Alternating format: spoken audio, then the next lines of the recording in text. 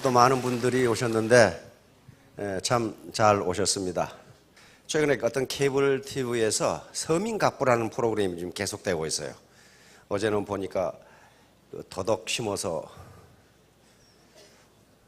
갑부가 된, 어떻게 근데 시골에 사는 분이 빚이 28억인 경우가 있나요? 근데 3년 만에 20억을 갚았더라고. 더덕 재배를 해가지고. 근데 1년에 버는 돈이 8억 정도 번답니다. 그런데 야, 그 사람 많이 번다 그렇게 생각하실 수 있는데, 그 프로그램이 지금 계속되죠. 구두 수선하는 사람, 짜장면, 그 다음에 만두가게, 처음부터 그렇게 되는 게 아니고요. 고생을 엄청나게 했어요. 그런데 딱 공통점이 있어요. 제가 보면은 공통점: 머리 공부, 마음 공부, 몸 공부. 몸 공부는 부지런한 거예요. 그분들이 공통적으로 말하는 명언이 있어요. 야, 지금 명언이다. 그런데 그건 이미 과거에 세계적인 현자들이 말해놓은 명언이에요. 근데 그분들은 몸으로 느꼈어. 뭐라고 하냐면, 돈을 쫓으니까 돈이 도망가더라. 그런데 내가 하는 일이 좋아서 소비자들에게 내가 어떻게 하면 좋은 제품을 서비스할 것인가, 그렇게 했더니 돈이 들어오더라. 그 얘기를 해요. 전부 다 똑같은 얘기예요. 짜장면집이건 만두집이건 더덕을 하는 집이건 또는 구두 등산화를 수선하는 분이건 전부 그런 얘기를 해요. 그분들은 아주 밑바닥까지 쳐져가지고 자살하려다가 어떻게 대부분 또 자살을 하려고 그러는지 몰라. 그런 분들이 그렇게 했어요. 그래서 일단 머릿속에 돈이 들어가 있으면요, 돈이 도망가요. 내가 어떻게 하면 이 일을 즐기고 내 고객들에게 서비스를 할 것인가, 이 정신을 가지면 부자가 된다. 오늘 제가 하려고 하는 강의는요, 나비 효과입니다. 버터플라이 이펙트라고 하는데, 아침에 여기 리더스 클럽, 로얄 리더스 클럽 분들이 많이 올라오셨는데, 매년 2번씩 이렇게 리더스 클럽, 로얄 리더스 클럽 승급을 하게 됩니다. 전반기, 후반기. 이번 후반기에도 많은 분들이 이 리더스 클럽에 또 올라오셨어요. 2억 이상이 돼가지고.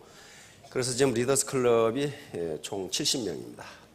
그러니까 이게 대형 은행에도 그렇지가 않습니다. 그렇게 많은 분들이 2억 이상 연봉이 되는 분들이 없어요. 그리고 또 리더스 클럽에 올라오신 분들이 많기 때문에 리더스 클럽하고 로얄 리더스 클럽 분들 전부 합하면 한 200명이 됩니다. 그러니까 1억 이상의 연봉을 받는 분이 한 200명 된다는 거예요. 어지간한 회사도 그렇게 없습니다. 그러면 이런 의문이 들 거예요. 어떻게 그게 가능한가? 만약에 논리적으로, 이론적으로 또는 과학적으로 맞지 않다면 그것은 뭔가 이상한 거예요. 착취거나 수탈이거나 그런 방법이 아니라면 반드시 무슨 이론적 근거가 있어야 돼요. 어떤 시어리가 있어야 된다고요. 그런 과학적 근거가 없는데 그렇게 돈을 번다? 그건 사기예요. 그건 착취고 수탈입니다. 그렇게 되지 않아요. 그래서 바로 어떻게 그렇게 고소득이 가능한가? 그것도 보통 사람이, 어떤 측면에서는 계속 실패만 했던 사람이 그렇게 고액 연봉을 받을 수 있는 이론적 근거는 뭐냐? 그게 나비 효과예요. 나비 효과라는 거예요. 나비 효과. 버터플라이 이펙트라고. 버터플라이가 나비니까 버터플라이 이펙트라고 하는 나비 효과라는 효과입니다. 나비 효과라고 하는 것은 결론적으로 말하면 초기 조건의 작은 차이가 큰 결과의 차이를 가져온다는 거거든요. 자, 우선 작년은 무슨 해였어요? 청마의 해였습니다. 금년은 청양의 해입니다. 푸른 양의 해예요. 작년이 갑오년이었고 금년이 을미년이죠. 예, 작년이 갑오년이었고 금년이 을미년입니다. 이 5는 말이니까 이건 천간이고 지지입니다. 미는 양이니까 을미년은 청양의 해인데요. 그게 청양이냐 백양이냐, 안 그러면 붉은 양이냐를 어떻게 결정하느냐, 그건 오행 분류표를 가지고 보시면 금방 합니다. 이게 오행 분류표인데요, 갑, 을이 어예요. 색이 청이죠. 청색이니까 작년에 갑오년이고 금년에 을미년이니까 둘 다 청입니다. 청이고 작년에는 갑오, 그러니까 푸른 말이고 금년에는 갑을미가 되니까 푸른 양이 돼요. 푸른 양. 그런데 우리 사회가 음양오행을 굉장히 많이 쓰고 있는데 우리는 사실 잘 몰라요, 그걸. 그런데 그냥 쓰고 있어요. 예를 들면 우리 요일이 바로 음양오행이죠. 월과 일은 음과 양이에요. 일이 음이고 월이 일이 양이고 해가 달이 음이거든요. 그래서 음양. 그 다음에 화수 목금 토, 이게 오행이에요. 그러니까 음양오행이 매일 이렇게 돌아가는 거예요. 그런데 여기서 음과 양은 선과 악처럼 대립적인 개념이 아니고 상호 보완적이고 협조적인, 즉 조화를 이루어야 하는 개념입니다. 서양의 선악하고 음양하고는 전혀 개념이 달라요. 음양은 반대라거나 대립적인 것이 아니고 조화를 이루는 개념이래요. 예를 들면 여자를 음이라고 하면 남자는 뭐가 돼요? 양. 그렇게 되는데 그것이 절대적인 것이 아니라는 거예요. 절대적인 것이 아니에요. 왜 옛날에 남자를 양, 여자를 음이라고 했냐 하면은 여자는 집에서 살림을 하고 남자는 밖에서 활동을 하면서 돈을 벌어왔기 때문에 활동적인 부분을 양, 그 다음에 조용한 부분을 했기 때문에 남자가 양, 여자가 이렇게 됐어요. 그리고 강한 것을 양, 약한 것을 높은 것을 양, 낮은 것을 튀어나오는 것을, 돌출한 것을 양, 움푹 들어간 것을 이렇게 했단 말이에요. 그런데 그 개념이 절대적인 것이 아니고 상대적이라 그런 말이에요. 그러면 여자 대학에는 음양이 있겠어 없어요? 여자 대학에도 역시 음양이 있어요. 활발한 여학생이 양이 되고 얌전한 여학생이 음이 돼요. 이렇게 어울리는 거예요. 마찬가지로 불은 물하고 비교하면 양인데 촛불하고 요 난로불하고는 뭐가 세요? 난로불이 세기 때문에 그게 양이 되고 촛불이 음이 돼요. 이런 식으로 상대적인 개념이에요. 그래서 예를 들면 높은 산은 양이 되고 계곡은 음이 돼요. 그러면 두 개가 대립하는 것이냐 하면은 조화를 이루어야 된다, 그런 개념이에요. 그러니까 애터미 라인에 남자 사장님들, 여자 사장님들이 계시는데 이게 대립의 개념이 아니고 조화의 개념이라는 거예요. 조화의 개념. 또 성격이 활발한 분이 있고 성격이 좀 내성적인 분이 있는데 이것도 서로 틀린 것이 아니고 다른 것이고 서로 조화를 이루면 된다는 거예요. 조화를 못 이루면 어떻게 되냐? 반드시 병이 나요. 반드시 병이 난다고. 예를 들면 남자가 정년퇴임하기 전에 사회에 나가서 열심히 사회활동을 하고 돈을 벌었어. 그리고 부인은 집에서 살림을 하고 전업주부로 살았어. 그러면 양과 음이 명확하죠. 남자가 양이고 여자가 음이에요.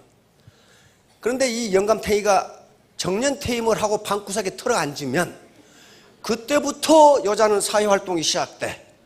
동네 모임도 가야 되고 동사무소에서 하는 춤도 추러 가야 되고 노래방에도 가야 되고 개모임도 가야 되고 이때부터 여자는 활발해져요. 그러면 어떻게 돼요? 음양이 바뀌어요. 음양이 바뀌어요. 젊은 시절에도 집에서 남편이 백수로 있고 여자가 밖에서 돈을 벌면은 여자가 양이 되고 남자가 음이 됩니다. 그 경우에 조화를 이루면 음이 음인 것을 인정하고 양이 양인 것을 인정해주면 그 가정은 깨지지 않습니다. 근데 우리는 전통적으로 남존 여비 사상이 있어가지고 남자가 항상 우위인 것으로 착각하고 있는 영감탱이들이 있어. 그 경우에는 반드시 헤어져요. 반드시 헤어져. 여자가 돈을 더 많이 벌면은 여자가 양이 되고 남자가 음이 돼야 돼요. 그래서 그걸 인정해버리면 가정이 안 깨지는데 옆에 내가 돈 좀 번다고 말이야, 이렇게 나오면 그 깨지게 돼 있어요. 황혼유언이 많은 게 그것 때문에 그렇습니다. 서로 이해를 못해.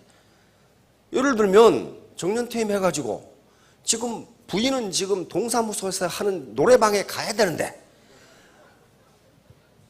담배 가져와라, 잿더리 가져와라, 물 떠와라, 신문 가져와라. 영감탱이가 뒷방에 앉아서 계속 그래. 그럼 몇 개는 시중을 들어줘. 지금 빨리 가야 되는데. 신문 가져와. 그럼 뭐라고 그래? 영감탱이 당신은 발이 없어, 손이 없어 이렇게 나오기 시작하면 이제 그게 음양이 조화가 안 되니까 그래요. 항상 남편이 밖에서 일하고 돈 벌어 올 때는 그 부인이 다 들어줬어요. 그것은 음으로서의 역할을 한 거예요. 그러면 이제 정년퇴임해서 뒷방에 앉아있으면 지가 담배 갖다 피우고 그래야 돼. 근데 물도 와라, 잿더리 가져와라, 신문 가져와라, 이렇게 제끼면 부인은 지금 어디 가서 지금 노래방에도 가야 되고 춤도 추러 가야 되고 개방에도 지금 개모임도 해야 되고 그러는데 바로 그게 음양이라는 개념이에요. 그러니까 한 라인에서 누군가가 자기가 양의 노릇을 다 해버리려고 그러면 반드시 시끄러워요. 음양이 반드시. 음양은 서로 좋고 나쁘고 문제가 아니고 조화의 개념이라는 거예요. 자, 보면은 여기에 동서남북이 무엇으로 돼 있어요? 동쪽이 인이죠. 예. 서쪽이 의죠. 우리가 인의예지신 그 말 많이 들어보셨죠? 예. 얘가 남쪽이에요. 북쪽이 뭡니까? 지예요. 인의예지신, 중앙이 신으로 돼 있어요. 이게 오상이라고 하는 건데 인간이 인간으로서 반드시 지켜야 할 다섯 가지 윤리 도덕. 여기서 오륜이 나옵니다. 삼강오륜이. 그러면 서울의 대문을 보세요. 꼭 이렇게 돼 있어요. 동서남북이 인의예지 신으로 딱 돼 있어요. 아무렇게나 그냥 막 이름 붙여놓은 게 아니란 말이에요. 동쪽이 인이에요. 흥인지문. 이게 동대문이죠. 서는 인의, 그러니까 통의문이 여기 와 있단 말이에요. 남북, 숭례문이 인의, 북쪽이 지, 그리고 가운데가 신이에요. 보신각이 그래서 가운데가 있어요. 그래서 이런 식으로 모든 궁궐의 배치나 문의 배치나 요일이나 날짜나가 전부 음양오행으로 다 구성되어 있어요. 우리가 몰라서 그렇지. 그러니까 우리 애터미 라인도 전부 음양으로 구성이 되어 있어요. 그러니까 이게 조화를 이루지 못하고 서로 싸우면 반드시 깨져요. 엊그제 우리나라 지금 병 중에 제일 무서운 게 치매라네요. 치매에 걸리면 거의 가정이 파괴돼 버리죠. 근데 옛날에는 평균 수명이 50살이었기 때문에 치매에 걸리기 전에 다 돌아가셨어. 근데 지금 80 이상 되는 분들은 거의 절반 이상이 치매라네요. 이게 이제 뇌세포가 죽으니까. 그런데 치매 잘 걸리는 순서가 있더라고. 그 치매 전문 그 닥터께서 나오셔서 4가지라고 그래요. 첫 번째가 질투가 많은 사람. 질투가 많은 사람은 여기서 뇌가 부정적인 것으로 돌아간답니다. 에? 질투가 많은 사람. 두 번째, 혼자 사는 사람. 야, 나는 이거 혼자 있는데 어떡하냐. 혼자 사는 사람이라는 게 뭐냐 하면은 뇌를 가장 자극하는 게 요 입이랍니다. 말, 이빨, 말, 입술. 그래서 이 연인들은 키스 많이 하시기 바랍니다. 입술이 이게 뇌신경이 가장 많이 배포되어 있어가지고 이게 터치를 하면 이게 뇌가 움직인답니다. 이게. 그래서 뇌신경이 죽지를 않는데요. 그래서 이렇게 입을 씹을 때, 그래서 그 천 원 가지고 치매 예방할 수 있다. 뭔가 봤더니 껌 씹으라 이게 껌. 입을 이렇게 자꾸 움직이면 뇌가 우리 동의보감에 그게 있어요. 퇴계 선생이 그걸 실천하셔가지고 장수를 하셨어요. 70 이상 장수를 하셨죠. 동의보감에는 이를 부딪히라고 돼 있어요. 부딪히면 뇌가 움직인다. 그렇게 돼 있더라고요. 세 번째 잘 걸리는 사람이 뚱뚱한 사람. 뚱뚱한 사람은 왜 그러냐면은 고지혈증이라든가 그런 것 때문에 뇌혈관에 이상이 올 수 있다는 거예요. 네 번째는 술 먹고 필름 끊기는 사람. 뭐 여성분은 안 계시겠지만 남자 사장님들 술 먹고 필름 끊기면은 술 자시지 마세요. 그건 거의 치매가 온답니다. 그런데 부정적인 걸 생각하면 치매에 걸리기 쉽다. 얼마 전에도 두 여자가 싸워. 또 친구요. 저는 못 가시는 나보다 공부도 못한 년이 나보다 더 다 잘하지. 이래가지고 싸워. 그때는 뇌가 이게 잘 안 돌아간다.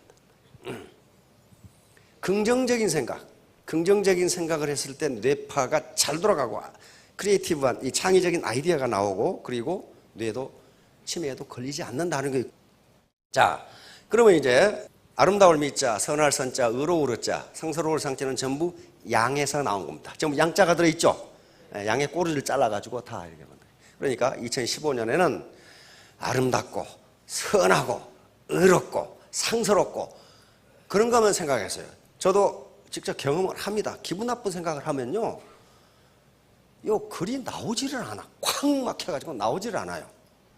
그러니까 이게 어떻다는 거예요? 뇌 활동이 기분 나쁜 생각을 하면 잘 안 된다는 거예요. 또 어떤 놈 그 화가 나가지고 그 자식 때려 죽일 놈 이렇게 하면 이게 안 나와. 안 나와요. 그러니까 항상 인위적으로 긍정적인 생각, 내 파트너를 어떻게 성공시킬 것인가, 내 형제 라인을 어떻게 도울 것인가, 이 생각을 하시면은 건강에 좋고 성공도 한다. 이건 이미 현자들이 다 해놓은 얘기인데 실제로 이제 과학적으로 그것이 밝혀지고 있는 거예요. 여기 처음 참석한 분이 있었는데 계실 텐데요. 항상 세 가지 문이 있습니다. 이게 이 사업을 할 것인가 말까. 다시 말하면 뿌린 대로 거둘 수 있느냐. 내가 열심히 일한 것만큼 소득이 있을 것이냐 하는 문제예요. 회사가 사기치는 거 아니냐. 위에 사람들이 전부 뜯어먹는 거 아니냐. 요 의문이 있고, 두 번째는 나 같은 사람도 성공할 수 있을까. 다시 말하면 나는 세일즈라는 걸 해본 적이 없다. 마케팅 해본 적이 없다. 나는 공직자로서 한 20년 보냈다. 나는 교사로서 한 20, 30년 보냈다. 나는 전업주부만 했다. 이런 경우에 성공할 수 있을 것이냐. 세 번째는 도대체 어떻게 해야 성공하는 것인가. 요것은, 요 의문은 계속 가지고 계시면서 풀어 나가시면 됩니다. 하루 만에 풀 수가 없어요. 요 해답이 바로 나비 효과예요. 자, 애터미 사업은 빅 비즈니스입니다. 스몰 비즈니스가 아니에요. 어떻게 월천대, 오천대이 되는데 그게 스몰 비즈니스예요. 자기가 하는 피자 가게나 또는 커피점이 빅 비즈니스라고 생각하는 사람은 반드시 성공해요. 그러나 그걸 하찮게 생각하는 사람은 절대로 성공 못해요. 똑같은 직업에도 그렇습니다. 자기가 하고 있는 직업을 비하하는 사람 치고 그에 성공한 사람이 없다는 거예요. 제가 대전에서 이 SBT가 대전 특구에 있을 때 대전 시내 강의를 하고 대전 시내 볼리서 택시를 탔어요. 어우, 그 택시 기사가요, 딱 타자마자 농담을 시작하는 거예요. 어우, 제 택시를 기다리셨군요. 탁 그래요. 그래서 또 제가 받았죠. 어떻게 하셨습니까? 산신령이시네. 그러면서 유쾌한 대화가 계속 돼갔어요. 그러다가 신호가 노란색으로 바뀌려고 하니까 제가 그랬어요. 신호 아저씨, 기사 아저씨, 신호 바꿔갑시다. 그러니까 그러면 제가 쟁반을 준비하죠. 뭐 있다고 또 이야기해요. 뭐 받아야 되니까 쟁반을 준비해야 될 거 아니에요. 아주 유쾌하게 그 목적지까지 이렇게 갔어요. 근데 그 아저씨하고 얘기를 해보니까 자기는 이 택시 기사라는 직업이 얼마나 보람있고 좋은 직업인지 모른단 말이에요. 바쁜 사람들에게, 더군다나 환자들에게 빨리 병원에 실어다 줄 수 있다는 게 얼마나 보람된 일이냐. 그리고 자기는 택시해서 돈을 못 번다는데 이해가 안 된다 이거야. 그러면 하는 얘기가 항상 무슨 생각을 하냐면 내가 이 손님을 병원에 데려다 주면 거기에 내 택시를 타기 위해서 대기하는 분이 계신다. 그런 믿음이 항상 있다는 거예요. 그런데 10중 8구 맞다는 거예요. 그게 맞다는 거예요. 그래서 자기는 택시 운전해가지고 아들, 딸 대학 다 보내고 집 사고 지금은 노 부부가 아주 경제적 어려움을 잘 살고 있다. 택시 해가지고 돈을 못 번다는 게 말이 안 된다. 이런 얘기를 해요. 근데 올 때는 이제 SBT에 올 때는 시내에 갔다가 정반대 택시기사를 만났어. 그 사람은요, 딱 타니까 엉덩이가 의자에 닿기 전에 쌩 출발 깜짝 놀랐어 그냥. 그래서 가면서 계속 욕을 퍼부어요. 새끼 저 새끼는 운전을 왜 저따구로 하는 거야. 근데 지가 제일 이렇게 다니는데 누가 끼어들면 저 새끼는 저 운전을 저따구로 하는 거야. 그리고 또 신호가 좀 늦게 바뀌면 신호가 있다고 또 안 바뀌어. 계속 욕을 해줄게요. 뒤에 앉아서 불안해가지고 앉아있을 수가 없어. 계속 욕을 해제끼니까.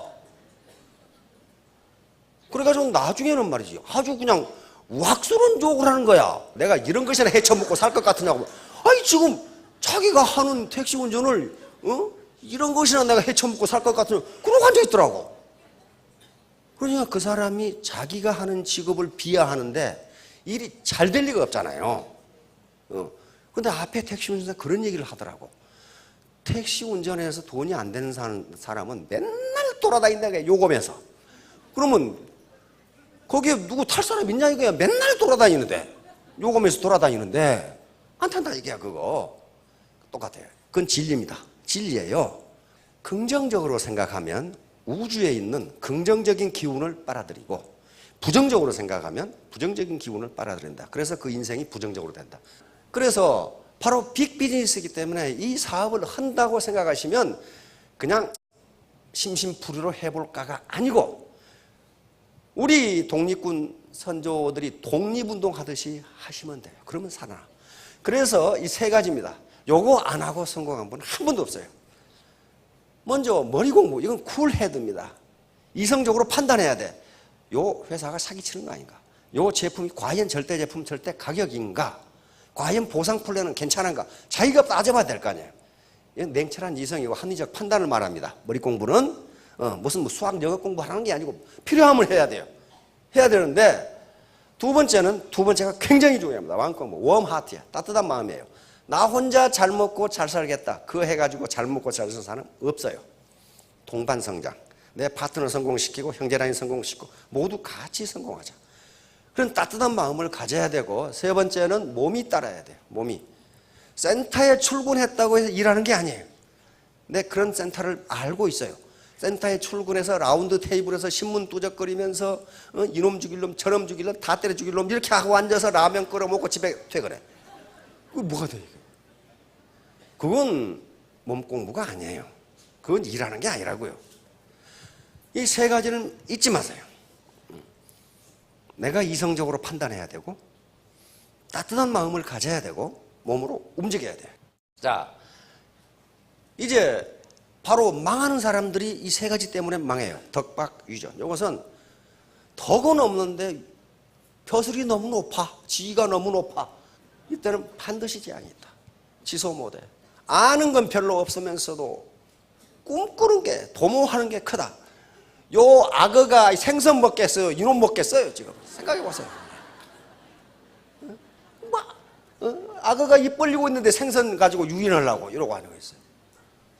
이게 지소 못해. 반드시 재앙이 있다. 역소임중. 능력은 별로 없는 놈이 맡고 있는 임무는 크다. 이놈한테 짐을 이렇게 실어주면 어떡하냐 이 말이에요. 이놈이 갈 수 있느냐 이 말이에요. 예, 갈 수 있겠냐 말이에요. 이때 반드시 재야겠다. 주역에 있는 말입니다. 주역은 수천 년 된 고전이에요.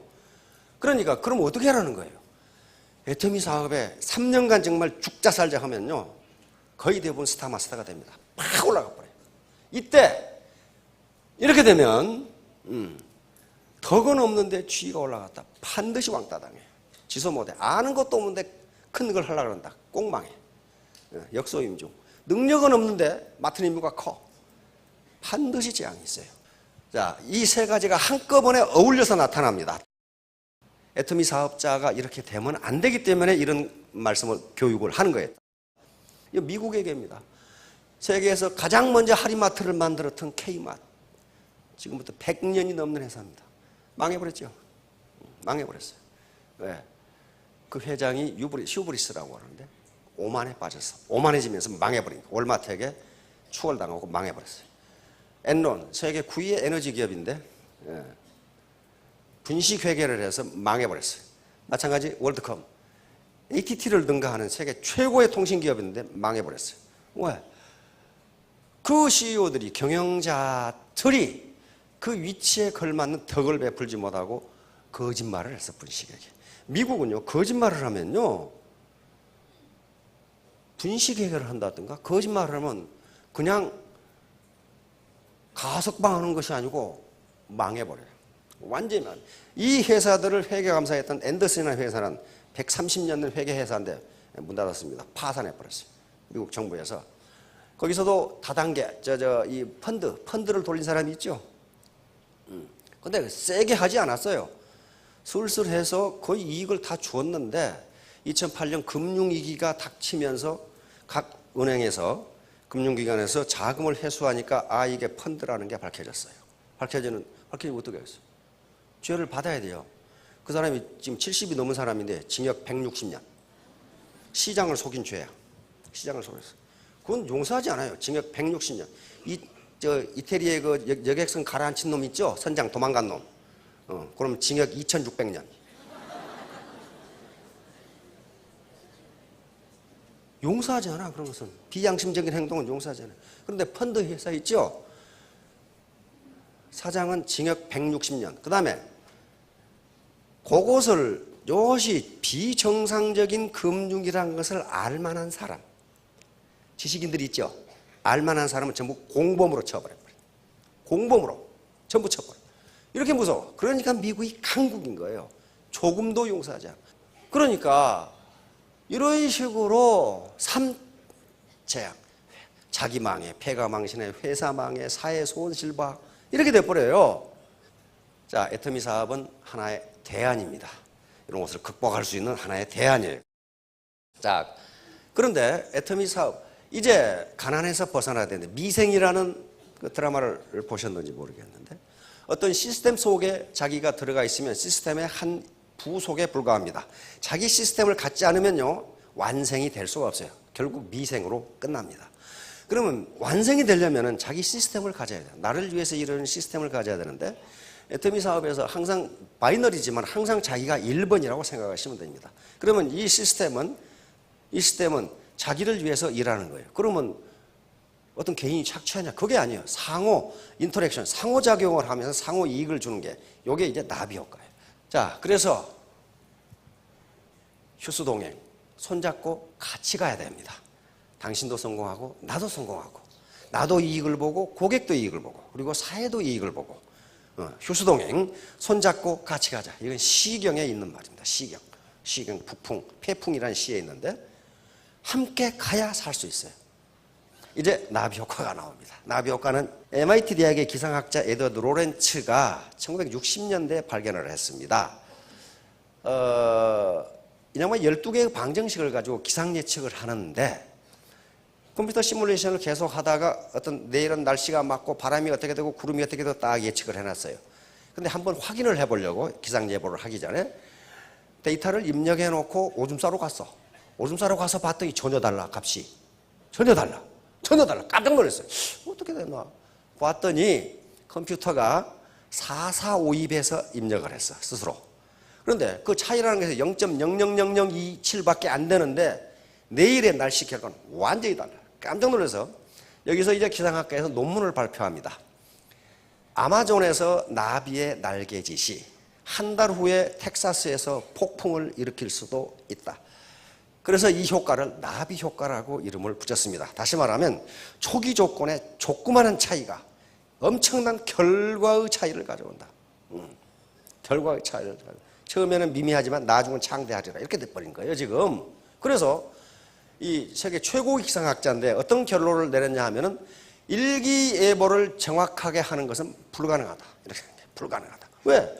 어느 6대륙, 5대주, 6대륙 어느 곳에서 무슨 사건이 일어나는지를 알 수가 없다는 거예요. 정확하게 알 수가 없어. 그것 때문에 기후가 완전히 변한다는 거예요.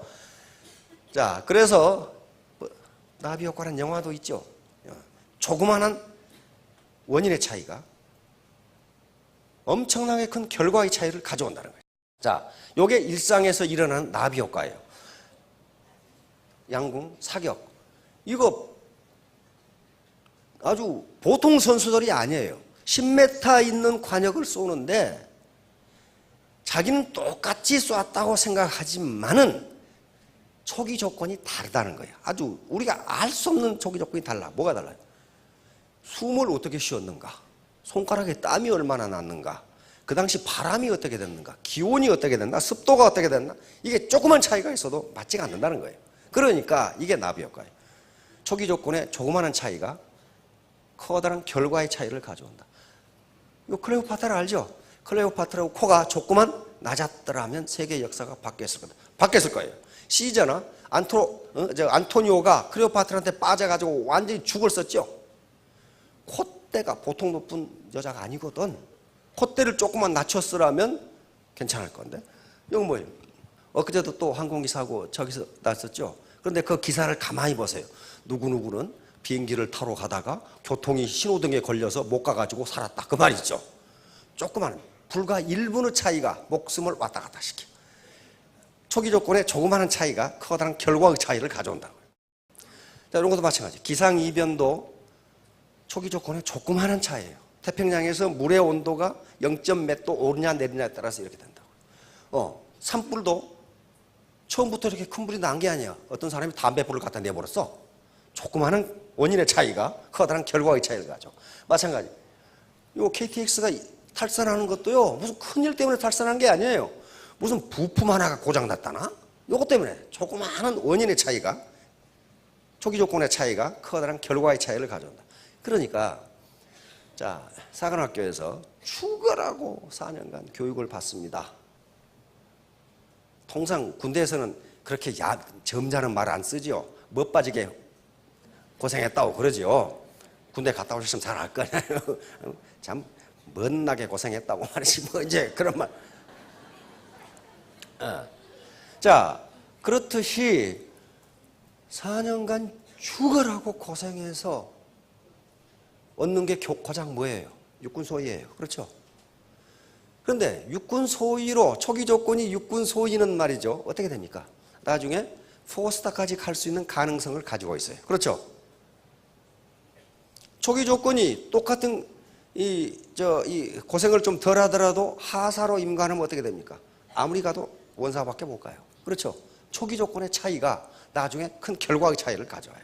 그러니까 여기서 자기가 혼자 일하느냐, 시스템을 가지고 협력해서 일하느냐, 이 초기 조건 조그만 차이인데 양쪽 다 처음에는 돈을 못 벌기 마련이에요. 그러나 나중에 결과의 차이가 엄청나게 나나요. 자, 이게 바로 재심 합력과 나비 효과. 요놈들이 이걸 어떻게 들고 가려고 보냐 말이에요. 협력하지 않으면 이거 들고 갈 수가 없어요. 예. 이게 눈덩이 효과, 스노우볼 이펙트라고 합니다. 처음에 눈덩이는 요거밖에 안 돼요. 꼬맹이가 들고 있어. 그러나 계속 시간이 지나면서 굴리면 이 눈덩이는 기하급수로 커져요. 기하급수는 엄청납니다. 우리는 평소에 산술급수는 잘 알아요. 그러나 기하급수는 잘 몰라요. 기하급수는 무시무시합니다. 정말 무시무시해요. 기하급수는 수학은 절대로 거짓말을 하지 않습니다. 이것 때문에 그러는 거예요. 바이너리니까 나가 있고 이렇게 퍼져나가요. 이렇게 퍼져나가죠. 이게 아무것도 아닐 것 같은데 이게 나니까 2의 영승이에요. 2의 영승은 1이죠. 2의 1승은 2, 2의 2승은 4. 이게 지금 기하급수예요. 기하급수라고요. 그래서 자 보세요. 종업원들에게 임금을 주기 싫어하는 노랭이 사장님한테 젊은이가 와서 얘기했습니다. 저는요 임금 많이 안 받고요. 오늘은 1원 주시고 내일은 2원 주시고 다음에는 4원만 주시고 이렇게 하면 됩니다. 이 영감탱이가 계산해보니까 3,000원이면 될 것 같거든. 근데 3,000원이면 된가 봅시다. 자, 여기까지 일주일이 지나도 64원밖에 안 돼. 64원밖에 안 되니까 이 영감탱이가 많이 봐줘도 3,000원이면 된다고 생각했어요. 그런데 여기 보세요. 20일이 되니까 얼마가 돼요? 52만 4,288원. 20일 지나도요, 몇 푼 안 돼요. 근데 기하급수는 시간이 지날수록 커져요. 자, 이때 100만 원이 되고, 이때 3천만 원이 되고, 자, 30일이 되니까 얼마가 돼요? 5억이 돼요, 5억. 그러니까, 이게 이렇게, 여기서는 몇 푼 안 돼요. 안 되는데, 계속 퍼져나가다 보면 30단계가 넘어가면 5억이 된다. 지금 그런 얘기예요. 근데 이것이, 그러니까, 언제만 가능하냐? 무한 누적일 때만 가능해요. 단계에서, 다른 다단계에서 10단계에서 끊어버리죠. 그래서 별도로 안 돼요. 이게 기하급수를 알기 때문에 그런 거란 말이에요. 기하급수로 들어요. 자, 요거 나비 효과인데, 요것 때문에 앞에 왔는 분들이 돈을 버는 거예요. 자, 올바른 시작의 중요성이에요. 뭐로 가도 서울만 가면 된다는데 개걸음 쳐가지고 서울 가려고 생각해봐요. 계속 옆으로. 지금까지 살아오시면서 전부 개걸음만 치셨죠? 매일 벌긴 버는데 어디로 가버리는지 아무것도 없어. 한 달 계산해보면 플러스 마이너스 제로구나 안 그러면 마이너스거나 그렇단 말이에요. 전부 개걸음만. 나비 효과. 이소부화의 나비 효과가 많이 나타납니다. 하나만 하도록 하겠습니다. 사자님께서 잠을 주무시고 계시는데 들쥐란 놈이 장난을 하다가 떨어졌어. 잠자는 사자의 코털을 건든 거야 지금. 그러니까 들쥐가 두 손이 발이도록 빌었어. 사자님, 사자님, 한 번만 용서해 주시오. 사자가 용서해 줬어. 사자가 용서해 주는 건 그거 아무것도 아니야. 그렇죠? 그런데 어느 날 사자가 올무에 걸렸어. 철은 올무에 걸렸어. 사자가 고함 지르는 걸 보고 사자는 암만 고함 질러도 올무 못 빠져나옵니다. 그렇죠? 그런데 올무를 끊을 수 있는 놈은 생쥐밖에 없어. 그렇죠? 이 소리를 듣고 생쥐가 와서 올무를 끊어서 사자가 살렸어요. 그러니까 자기 파트너가 생쥐 같다고 무시하지 마라 이게. 사자 같은 나를 살릴 수 있다는 거예요. 조그마한 초기 조건의 차이. 그 생쥐 잡아 먹어봐야 뭐 그 기별이라도 가겠어요? 그걸 용서해 준 거예요. 사자 입장에서는 아무것도 아니에요. 그런데 결국 자기 목숨을 살렸어. 그렇죠? 목숨을 살렸어. 이 현상이에요. 작은 친절의 나비 효과. 요거 지금 앤드류 카네기라고 하는 미국의 철강왕, 세계 최대의 부자입니다. 지금까지 빌 게이츠하고 맞먹는 그 당시 환율로 따지면 그 부자예요. 앤드류 카네기의 모친이고 앤드류 카네기입니다. 요것은 앤드류 카네기가 스코틀랜드 출신입니다. 스코틀랜드에서 농사를 짓고 살다가 가난에 찌들어가지고 미국으로 이민 온 사람이에요. 그래서 나중에 부자가 돼서 요 스코틀랜드에 성을 산 겁니다. 한 성을 사버린 거예요. 이게 생각고. 그런데 어느 날 피츠버그에 살죠. 피츠버그에 비가 막 소나기가 퍼붓는데 한 백화점에 다리를 쩔뚝쩔뚝 저는 할머니가 들어왔어. 비를 철철 맞고. 그러면 어떡하겠어요? 백화점에 들어오니까 다른 종업원들은 뭐 구매력도 없어 보이는 말이지. 물건도 안 살 것 같은 거지 할망구가 들어오니까 전부 싫어했어. 그런데 한 청년, 그 청년이 제임스 페리라는 청년인데 그 페리는 근본적으로 어떤 인도주의적 어떤 친절성을 몸에 밴 친절이 있는 그 젊은 청년, 22살 먹은 청년인데 이 청년이 할머니에게 의자를 권해드리고 비가 그칠 때까지 편히 쉬었다 가시라. 이러고 백화점을 안내해드리고 이렇게 했어요. 그래서 그 할머니가 그 총각 명함을 하나 달라고 해서 명함을 가지고 갔어. 근데 한 달 뒤에 그 백화점 사장에게 편지가 왔어.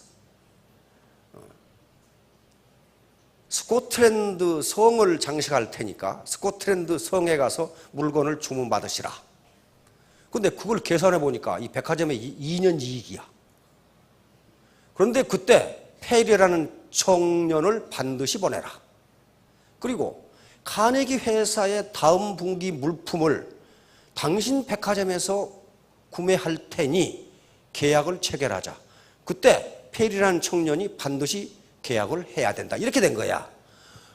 근데 그게 다 몇 년치 이익이야, 지금 이 백화점에. 그래서 이 사장은 도대체 일이 지금 어떻게 돌아가는 건지 알 수가 없어. 누군지도 모르겠고. 알고 보니까 카네기의 모친이야. 그 세계 억만장자의 할머니 겉모양만 보고 전부 다 우스꽝스럽게 생각했는데, 그래서 결국은 그 페리라는 청년은 즉각 그 백화점의 이사가 되고, 그 다음에 카네기 철강회사에서 스카웃돼서 카네기 다음 가는 부자가 돼버립니다. 단 조그만한 친절 하나예요. 의자 하나 내준 것 뿐이야. 의자 하나 내준 것 뿐이라고요. 그게 겁으로 만들어버린 거예요. 겁으로. 근데 카네기는 이게 마마 보이거든요. 이 모친이 자기의 계모입니다. 자기 모친은 9살 때 죽었어요. 근데 찢어지게 가난해서. 근데 이 모친이 들어오면서 카네기가 카네기 같은 인물이 돼버린 거예요. 이 모친이 처음에 아버지하고 이제 재혼을 했죠. 동네에서 아주 개구쟁이로 유명한 놈이 카네기였기 때문에 부친이 이 새 어머니한테 경고를 합니다. 당신 저 자식을 좀 조심해야 된다고. 아마 올밤이 새기 전에 당신은 큰 봉변을 당할 거다. 당신 침대에 개구리를 넣어놓거나 신발에다가 못을 박아놓거나 그러면서 이거 동네 나도 지금 골칫덩어리 이 아들인데 말 못할 개구쟁이다. 이렇게 얘기했는데 모친이 카네기를 품어준 거예요. 당신이 틀렸어요. 이 아이는 말썽쟁이가 아니고 똑똑한 거예요. 그렇게. 말썽도 똑똑해야 피웁니다. 바보 같은 놈은 말썽도 못 피워요. 그러니까 말썽을 피우는데 아버지는 말썽꾸러기라고 봤는데 새어머니가 똑똑한 거라고 인정을 해준 거예요. 그리부터 카네기는 어머니의 긍정적인 암시를 자기 암시로 받은 거예요. 나는 똑똑하다. 나는 똑똑하다. 나는 똑똑하다. 그래서 세계 최고의 부자가 돼버려서, 그래서 22살 때 카네기가 이 새 어머니에게 고백을 합니다. 저는 어머니가 살아계시는 한 결혼을 하지 않겠습니다. 어머니만 모시고 살겠습니다. 이렇게 고백을 했어요. 근데 이 할망구가 오래 살았어. 오래 살아가지고 카네기가 52세에 돌아가십니다. 그래서 카네기는 53세에 결혼을 합니다. 어머니하고 약속을 지켰어요. 그 노인을 페리라는 청년이 대접을 해준 거야. 그러니 어떻겠어요? 대박도 보통 대박이 아니죠. 대박이 조그마한 친절, 조그마한 초기 조건의 차이가 엄청나게 큰 결과의 차이를 가져와버린 거예요. 또 하나만 얘기하죠.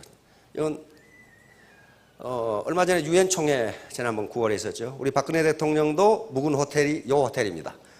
월드오프 아스토리아, 세계 최고의 호텔입니다. 세계 최고. 일본의 아베 수상도 아베도 여기서 묵었고, 중국의 시진핑 주석도 여기서 묵었고, 그 다음에 미국의 오바마 대통령도 이 호텔에 묵었고. 그러니까 얼마나 유명한 호텔인가를 알 수 있죠. 이때 하루 숙박비는 1,000만 원입니다. 1,000만 원 가지고 계시면 하룻밤 자고 나오세요, 여기서. 그런데 이 호텔이 월드오프 아스토리아, 지금 미국 뉴욕 5번가에 이 호텔이 있는데요. 이것도 마찬가지 피츠버그에서, 필라델피아에서 있었던 일인데, 어느 날 필라델피아에 큰 행사가 있었는데 한 호텔의 이 직원이 이 저녁에 근무를 하고 있는데 밤 2시가 됐는데 노 부부가 비를 철철 맞고 찾아왔어요. 왜냐하면 이 노 부부가 호텔 예약을 안 하고 온 거예요. 행사에 온 거예요. 그래가지고 방을 잡을 수가 없어서 호텔이 전부 만원이어가지고. 그래서 이 호텔을 찾아와서 이 호텔 젊은이가 종업원이 이야기를 합니다. 실례지만은 객실은 없습니다. 그런데 이 밤중에 어디를 가시겠습니까? 제 방에서라도 그냥 쉬시다 가시죠. 그래서 고맙다고 그러고 그 호텔 이 종업원 방에서 이 노부부가 하루를 보내고 갔어요. 그 이튿날 아침에 고맙다고 그러면서 이 노부부가 종업원에게 호텔 방값의 3배를 주면서 고맙다고 얘기를 합니다. 근데 이 종업원은 돈을 받을 수 없다 이거야. 이건 객실이 아니고 종업원의 방인데, 객실도 아닌데 주무셨는데 내가 돈을 받는 건 위법이라 이거예요. 거절했어요. 그러니까 이 노부부가 떠나면서 언젠가 내가 당신을 초청할 테니 오시라. 그래서 그냥 뭐 노인이, 시골 노인이 그냥 인사인가 보다 하고 이제 지났어요. 근데 2년 후에 이 초청장이 온 거예요. 뉴욕 왕복 승차권하고 초청장이 왔어요. 그러면 이 노인이 초청을 한 거예요. 그래서 이제 호텔로 안내를 합니다. 호텔로 안내를 하는데, 이 호텔로 안내를 하는 거예요, 이게. 이게 처음 호텔이고 지금 호텔입니다. 처음 호텔. 이거 완전 성이죠. 캐슬 같은 성인데. 그러니까 이 가난한 호텔 종업원이, 아이고, 저는 저 호텔 너무 비싸서 숙박 못 합니다. 다른 싼 호텔을 좀 알아보시죠. 그러니까 이 노인이 껄껄 웃으면서, 이건 자네가 숙박할 때가 아니고 자네가 이 호텔의 사장일세. 내가 저걸 자네를 위해서 지은 거네. 이게 아스토리아 호텔이에요. 그래서 이 사람이 월도프 아스트라는 사람이고, 이 사람이 조지 볼트라는 사람이, 이 사람이 종업원이고 이 사람이 그 노인이에요. 그래서 이 호텔이 월도프 아스토리아 호텔이에요, 지금 이게. 그래서 이게 초대 사냥을 하면서 호텔 재벌이 돼버렸어요. 그 피곤한 노 부부를 자기 방에 재워주고 객실 요금의 3배를 주겠다는데, 이건 객실이 아니니까 돈을 받을 수 없다. 그러면서 그때 할아버지가 가면서 얘기해서, 당신이야말로 호텔의 사장감이네. 그래서 지어서 사장을 시켜준 거예요. 호텔 재벌이 됩니다. 조그마한 초기 조건의 차이가 엄청난 결과의 차이를 가져요. 밖에 나가시면 노인들 잘 대접해 주세요. 그게 어떤 재벌의 할머니인지 그걸 알 수가 없어요. 할 수가 없어요. 또 어린이들 잘 보호해 주시고, 그 어떤 재벌의 손자인지 그거 알 수가 없거든. 이게 나비 효과예요. 조그마한 걸 나는 베풀었는데 돌아오는 건 엄청나게 크다. 요 로버트 키오사키라고 하는 부자 아빠 가난한 아빠 책이 이렇게 굉장히 많은데 뭐 핵심은 요거니까 그 돈 들여 사실 필요 없어요. 요거예요. 이거 굉장히 엄청난 부자입니다. 부자가 되지 못하는 이유, 우리가 5가지 딱 적어놨어요. 어디? 두려움. 실패하지 않을까? 두려워하지 않을까? 손해보지 않을까? 이렇게 지체하다가 아무것도 못한다. 그 다음에 매사를 부정적으로 보는 시각. 아까 부정적으로 보지 말아야겠죠. 하늘이 무너질까 걱정하는 기우. 안 무너진다. 이게 안 무너진다. 세 번째, 게으름. 게으름은 가만히 있다는 게 아니에요. 중요한 것을 안 하고 중요하지 않은 것만 계속 바쁘게 돌아간다. 동네 개모임 무슨 말이 동창회 뭐 계속 돌아다닌다. 중요한 건 하지 않고. 그 다음에 나쁜 습관.